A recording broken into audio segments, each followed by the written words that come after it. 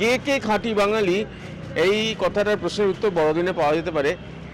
কে কে বাঙালি যদি হন, মানে কে কে বাঙালি হতে গেলে কে কে বাঙালি হতে হয়, আর সেইটা বোধহয় এমন একটা জায়গায় আসতে হয় যেখানে কেকের জন্য হিট সিনেমা যেমন লম্বা লাইন, সেরকম লম্বা লাইন পড়ে। মানে দাদু খায় নাতি খায়, মানে দাদু খায় নাতি খায়।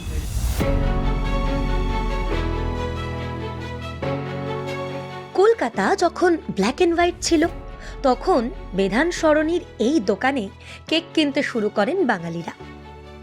কি মধু আছে কেউ জানে না, কিন্তু তারপর থেকেই এখানে শুরু হয় কেক কেনার হিড়িক। বাঙালি কেক মানেই নলেন গুড়ের কেক।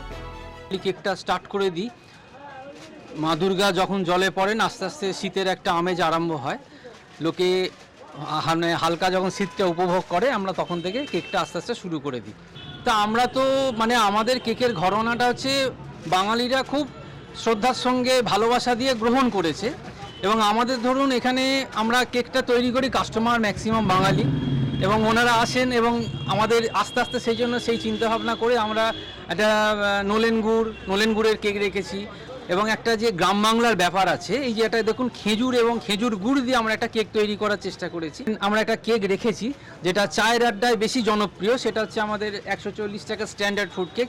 সেটা কি আমরা যেমন মুড়ি বা একটা ঝালমুড়ি আমরা একটা ঠোঁয়াতে যেরকম খাই, আমাদের আশ্রম নাম দেওয়া হয়েছে। দেখুন বেসিক্যালি আমাদের শরবতের দোকান, এটা আশ্রমের সঙ্গে কোথাও একটা পরিতৃপ্তি, একটা পরিশান্তি জড়িয়ে আছে।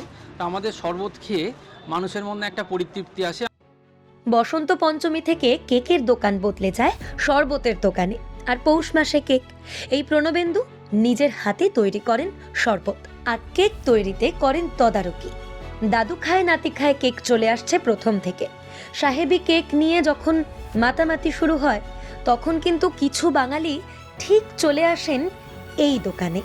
এটা হয়েছে কি, আমাদের একটা ট্র্যাডিশনাল কেক আছে, তা সেই কেকটা মানে সামনে রেখেই আমাকে বলতে হচ্ছে যে এই কেকটা আমাদের এখানে এতটাই জনপ্রিয় যে এখানে সেই দাদু খায় নাতি খায়, পরস্পর ঐতিহ্য, এটা ট্র্যাডিশনাল যেরকম আমাদের, সেরকম পরপর জেনারেশন পরম্পরায় চলতে থাকে।